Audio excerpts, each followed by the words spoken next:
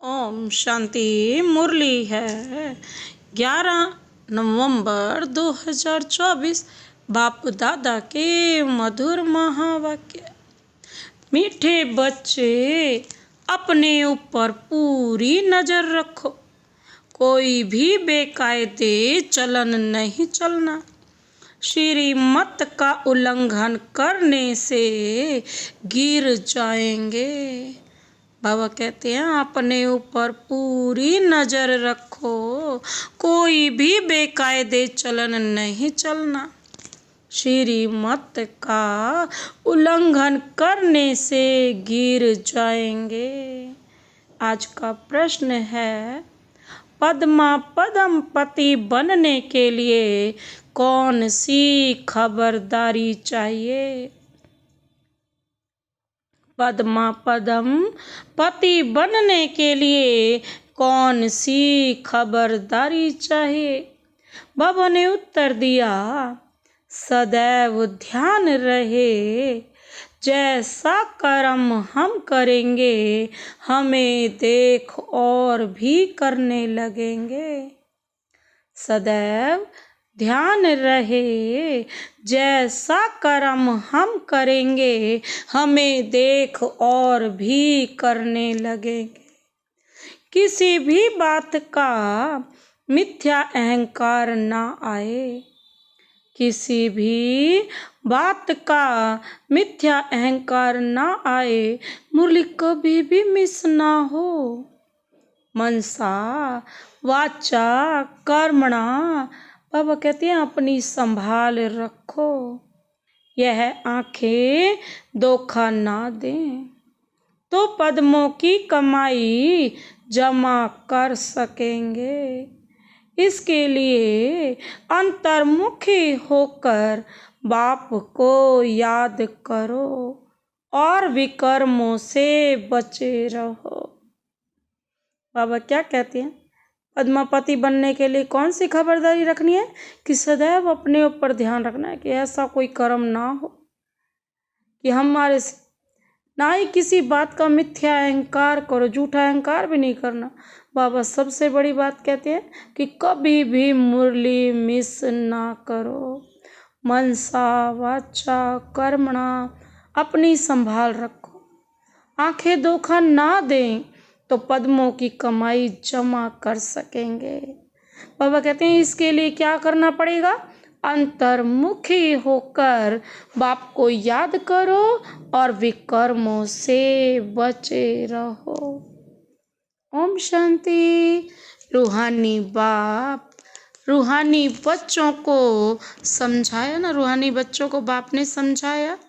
यहाँ तुम बच्चों को इस ख्याल से जरूर बैठना होता है, यह बाबा भी है, टीचर और सतगुरु भी है, और यह भी महसूस करते हो बाबा को याद करते करते पवित्र बन पवित्र धाम में जाकर पहुँचेंगे। बाप ने समझाया है कि पवित्र धाम से ही तुम नीचे उतरते हो। उसका नाम ही है पवित्र धाम। सतो प्रधान से फिर सतो रजो तमो। अभी तुम समझते हो कि हम नीचे गिरे हुए हैं, अर्थात वैशाल्य में हैं। भाल तुम संगम युग पर हो, परंतु ज्ञान से तुम जानते हो कि हमने किनारा किया हुआ है। फिर भी अगर हम शिव बाबा की याद में रहते हैं तो शिवालय दूर नहीं। शिव बाबा को याद नहीं करते तो शिवालय बहुत दूर है। सजाएं खानी पड़ती हैं तो बहुत दूर हो जाता है। तो बाप बच्चों को कोई जास्ती तकलीफ नहीं देते हैं। एक तो बार बार कहते हैं मनसा वाचा कर्मणा, पवित्र बनना है। ये आंखें भी बड़ा धोखा देती हैं। इनसे बहुत संभाल कर चलना होता है। बाप ने समझाया है कि ध्यान और योग बिल्कुल अलग हैं। योग अर्थात याद। आंखें खुली होते भी तुम याद कर सकते हो।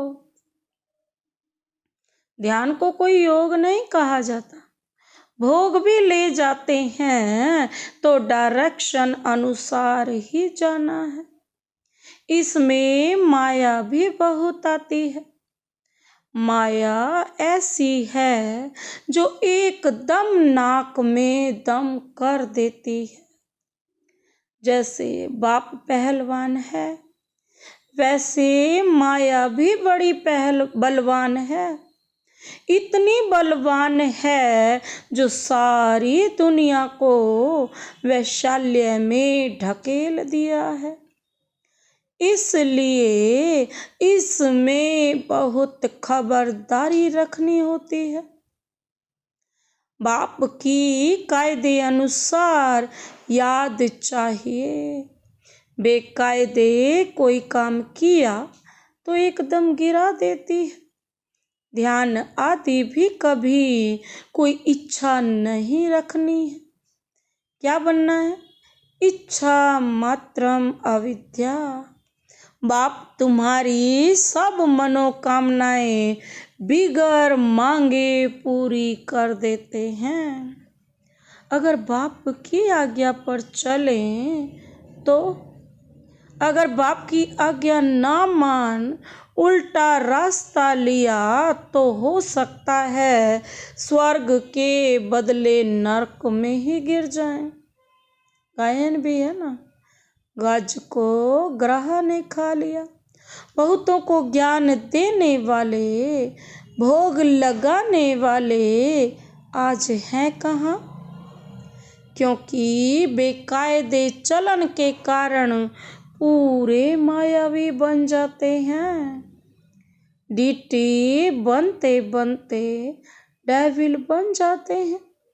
बाप जानते हैं कि बहुत अच्छे पुरुषार्थी जो देवता बनने वाले थे वह असुर बन असुरों के साथ रहते हैं, ट्रेटर हो जाते हैं। बाप का बनकर फिर माया के बन जाते, उन्हें ट्रेटर कहा जाता है। अपने ऊपर नजर रखनी होती है। श्रीमत का उल्लंघन किया तो यह गिरे, पता भी नहीं पड़ेगा। बाप तो बच्चों को सावधान करते हैं कि कोई ऐसी चलन ना चलो जो रसातल में पहुंच जाओ। बाबा कहते हैं ऐसी कोई चलन नहीं चल जिससे बिल्कुल रसातल में पहुंच जाओ। कल भी बाबा ने समझाया, बहुत गोप हैं, आपस में कमेटियां आदि बनाते हैं, जो कुछ करते हैं श्रीमत के आधार बिगड़ करते हैं, तो डिसर्विस करते हैं ना। बिगड़ श्रीमत करेंगे तो बाबा कहते गिरते ही जाएंगे।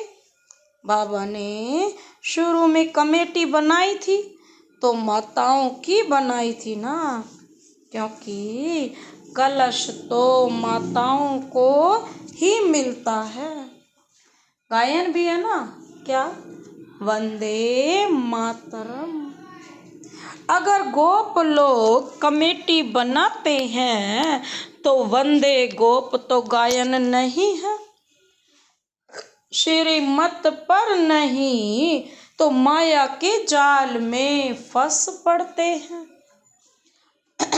बाबा कहते, बाबा ने माताओं की कमेटी बनाई, उन्हों के हवाले सब कुछ कर दिया। पुरुष अक्सर करके देवाला मारते हैं, स्त्रियां नहीं। तो बाप भी कलश माताओं पर रखते हैं। इस ज्ञान मार्ग में माताएं भी देवाला मार सकते हैं।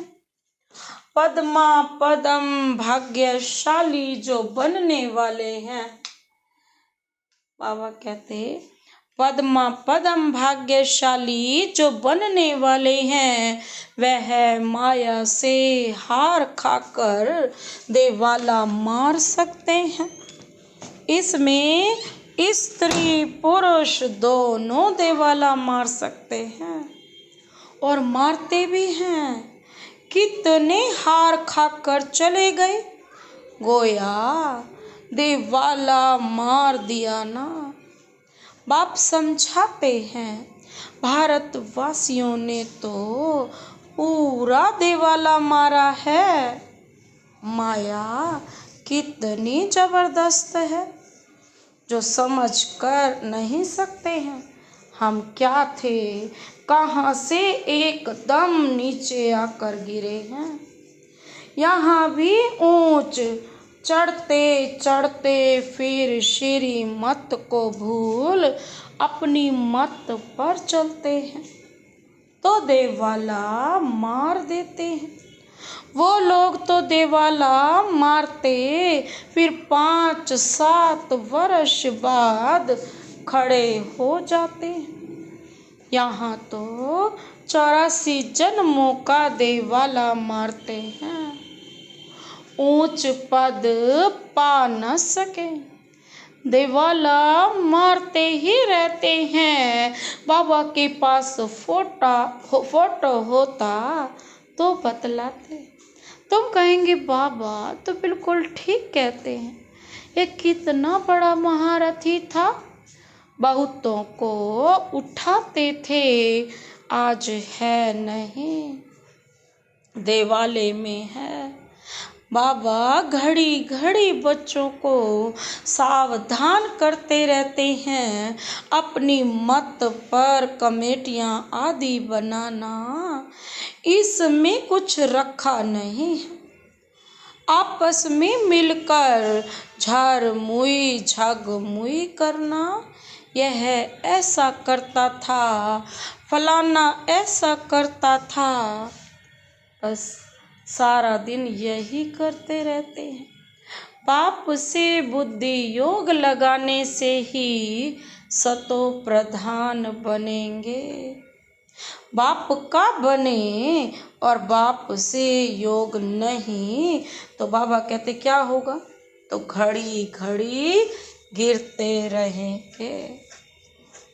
बाबा कहते कनेक्शन ही टूट पड़ता है अगर ऐसे करेंगे तो। लिंक टूट जाए तो घबराना नहीं चाहिए। माया हमें इतना तंग क्यों करती है? कोशिश कर बाप के साथ लिंक जोड़नी चाहिए, नहीं तो बैटरी चार्ज कैसे होगी। विकर्म होने से बैटरी डिस्चार्ज हो जाती है। शुरू में कितने ढेर के ढेर बाबा के आकर बने, भट्टी में आए, फिर आज कहाँ हैं, गिर पड़े क्योंकि पुरानी दुनिया याद आई। अभी बाप कहते हैं मैं तुमको बेहद का वैराग्य दिलाता हूँ। इस पुरानी दुनिया से दिल नहीं लगाओ, दिल स्वर्ग से लगानी है। अगर ऐसा लक्ष्मी नारायण बनना है तो मेहनत करनी पड़े। बुद्धि योग एक बाप के साथ होना चाहिए। पुरानी दुनिया से वैराग्य, सुख धाम और शांति धाम को याद करो। जितना हो सके उठते बैठते चलते फिरते बाप को याद करो। यह तो बिल्कुल ही सहज है। तुम यहाँ आए ही हो नर से नारायण बनने के लिए। सबको कहना है कि अब तमो प्रधान से सतो प्रधान बनना है, क्योंकि रिटर्न जर्नी होती है वर्ल्ड की हिस्ट्री ज्योग्राफी रिपीट। माना नर्क से स्वर्ग, फिर स्वर्ग से नर्क, यह चक्र फिरता ही रहता है। बाप ने कहा है यहाँ स्वदर्शन चक्रधारी होकर बैठो, इसी याद में रहो कि हमने कितने बार चक्र लगाया है। बाबा कहते हैं इसी याद में बैठो कि हमने कितनी बार चक्र लगाया है। अभी फिर से हम देवता बन रहे हैं। दुनिया में कोई भी इस राज को नहीं समझते हैं। यह ज्ञान देवताओं को है ही नहीं, वह तो है ही पवित्र, उनमें ज्ञान ही नहीं जो शंख बजावें। वह पवित्र हैं, उनको यह निशानी, बाबा कहते हैं उनको यह निशानी देने की दरकार नहीं। निशानी तब होती है जब दोनों इकट्ठे होते हैं। तुमको भी निशानी नहीं, क्योंकि तुम आज देवता बनते बनते कल असुर बन जाते हो। बाप देवता बनाते माया असुर बना देती है। बाप जब समझाते हैं तब पता पड़ता है कि सचमुच हमारी अवस्था गिरी हुई है। कितने बेचारे शिव बाबा के खजाने में जमा कराते, फिर मांग कर असुर बन जाते। इसमें योग की ही सारी कमी है। योग से ही पवित्र बनना है। बुलाते भी हो ना, बाबा आओ हमें पतित से पावन बनाओ, जो हम स्वर्ग में जा सके। याद की यात्रा है ही पावन बन ऊंच पद पाने के लिए। जो मर जाते हैं फिर भी जो कुछ सुना है तो शिवालय में आएंगे जरूर। पद भल कैसा भी पाए, एक बार याद किया तो स्वर्ग में आएंगे जरूर, बाकी ऊंच पद पा न सके। स्वर्ग का नाम सुनकर खुश होना चाहिए। फेल हो पाई पैसे का पद पा लिया, इसमें खुश नहीं हो जाना है। फीलिंग तो आती है ना, मैं नौकर हूँ, पिछाड़ी में तुम्हें सब साक्षात्कार होंगे कि हम क्या बनेंगे, हमसे क्या विकर्म हुआ है जो ऐसी हालत हुई। मैं महारानी क्यों नहीं बनूं, कदम कदम पर खबरदारी से चलने से। बाबा कहते हैं तुम पद्मा पदम पति बन सकते हो। मंदिरों में देवताओं के को पदम की निशानी दिखाते हैं। देवताओं के पैरों में पदम दिखाते हैं ना, पद्मों की निशानी दिखाती है। दर्जे में फर्क हो जाता है। आज की रजाई का कितना दबदबा रहता है तो अल्पकाल का। सदा काल के राजा तो बन ना सके, तो अभी बाप कहते हैं तुम्हें लक्ष्मी नारायण बनना है, तो पुरुषार्थ भी ऐसा चाहिए। कितना हम औरों का कल्याण करते हैं, अंतर्मुख हो कितना समय बाबा की याद में रहते हैं। अभी हम जा रहे हैं अपने स्वीट होम में। फिर आएंगे सुख धाम में।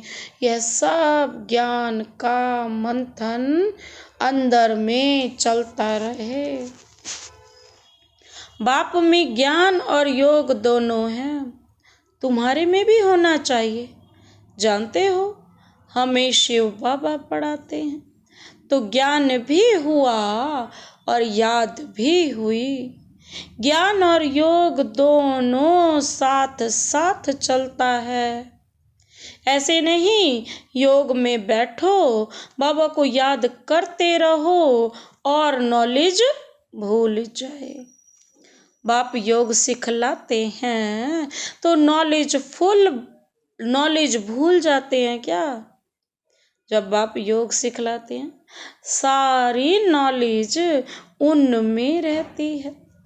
तुम बच्चों में भी नॉलेज होनी चाहिए, पढ़ना चाहिए।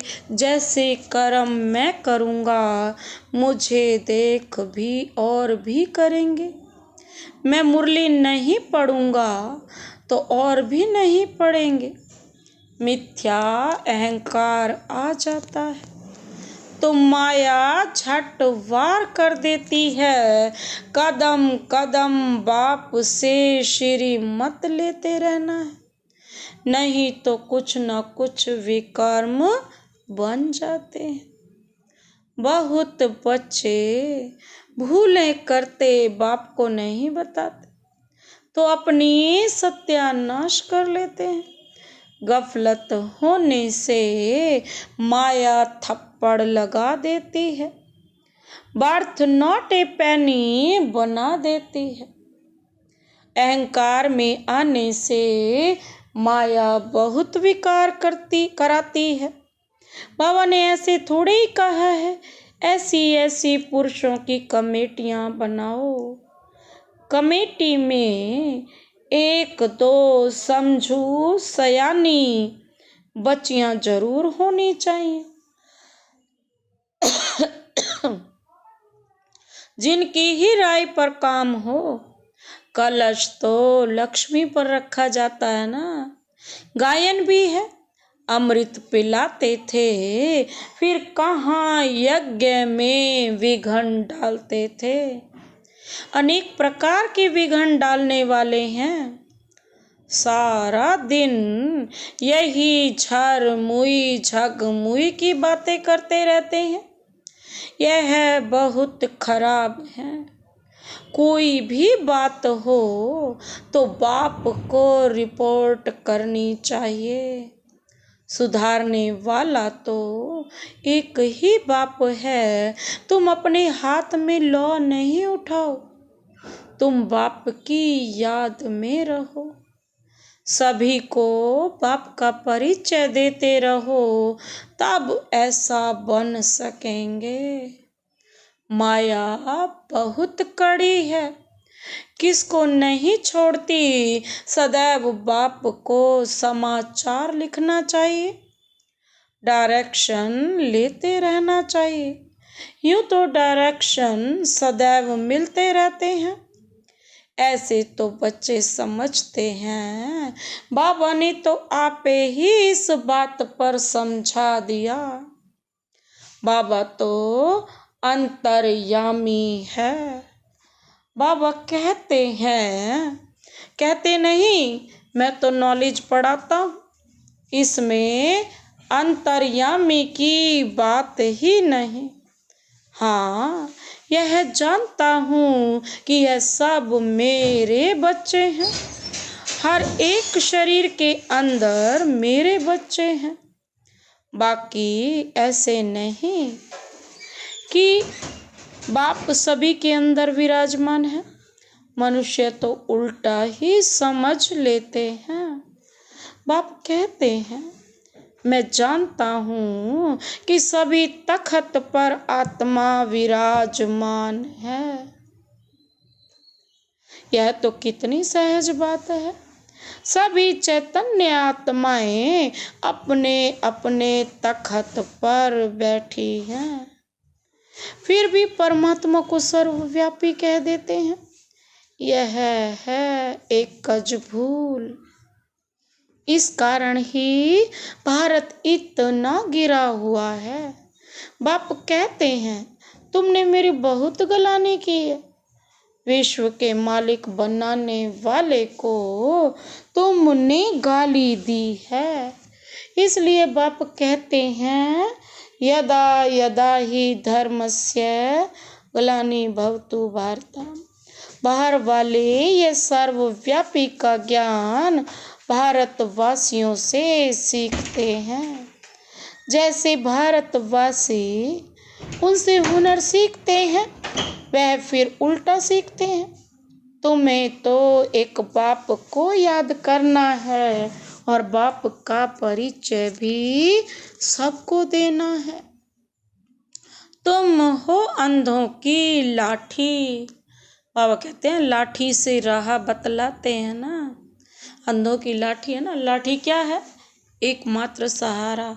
तो बाबा भी कहते हैं कि तुम्हें भी ऐसे सबका लाठी बनना है, सबको एक का रास्ता बताना है। अच्छा, मीठे मीठे सिकिल दे बच्चों प्रति माता पिता बाप दादा का याद प्यार और गुड मॉर्निंग। रूहानी बाप की रूहानी बच्चों को नमस्ते। हम रूहानी बच्चों की रूहानी बाप दादा को नमस्ते नमस्ते नमस्ते, गुड मॉर्निंग। शुक्रिया बाबा, शुक्रिया। धारणा के लिए मुख्य सार है, पहला पॉइंट है, बाप की आज्ञा अनुसार हर कार्य करना है, कभी भी श्रीमत का उल्लंघन ना हो। बाप की आज्ञा अनुसार हर कार्य करना है, कभी भी श्रीमत का उल्लंघन ना हो। तब ही सर्व मनोकामनाएं बिना मांगे पूरी होंगी। ध्यान दीदार की इच्छा नहीं रखनी है, इच्छा मात्रम अविद्या बनना है। बाप की आज्ञा अनुसार हर कार्य करना, कभी भी बाबा की श्रीमत का उल्लंघन नहीं करना, तो सभी मनोकामनाएं पूरी हो जाएंगी। ध्यान और दीदार की इच्छा नहीं रखनी है, इच्छा मात्रम अविद्या बनना है। दूसरा पॉइंट है, आपस में मिलकर झरमुई झगमुई अर्थात एक दूसरे का पर चिंतन नहीं करना है। अंतर्मुख हो अपनी जांच करनी है कि हम बाबा की याद में कितना समय रहते हैं। ज्ञान का मंथन अंदर चलता है। आपस में मिलकर झरमुई झगमुई एक दूसरे का परचिंतन बाबा कहते हैं नहीं करना। अंतर्मुखी हो जो, अपनी जांच करो और बाबा को याद करते रहो। ज्ञान का मंथन अंदर चलता रहे। आज का वरदान, वरदानी हाथ शिव बाबा का सदा अपने सिर पर अनुभव करते हुए यह वरदान अपने में समाते हैं। हर आत्मा के संबंध संपर्क में आते सबको दान देने वाले महादानी वरदानी भव। हर आत्मा के संबंध संपर्क में आते सबको दान देने वाले महादानी वरदानी भव। बाबा कहते, सारे दिन में जो भी संबंध संपर्क में आए उसे कोई न कोई शक्ति का दान दो। आपके पास ज्ञान का भी खजाना है तो शक्तियों और गुणों का भी खजाना है, तो कोई भी दिन बिना दान दिए खाली ना जाए। तब कहेंगे महादानी। दो दान शब्द का रूहानी अर्थ है ना सहयोग देना। तो अपनी श्रेष्ठ स्थिति के वायुमंडल द्वारा अपनी वृत्ति के वाइब्रेशंस द्वारा हर आत्मा को सहयोग दो, तब कहेंगे वरदानी। आज का स्लोगन, जो बाप दादा और परिवार के समीप है, उनके चेहरे पर संतुष्टता, रूहानियत और प्रसन्नता की मुस्कुराहट रहती है। जो बाप दादा और परिवार के समीप है, उनके चेहरे पर संतुष्टता, रूहानियत और प्रसन्नता की मुस्कुराहट रहती है। अच्छा, ओम शांति।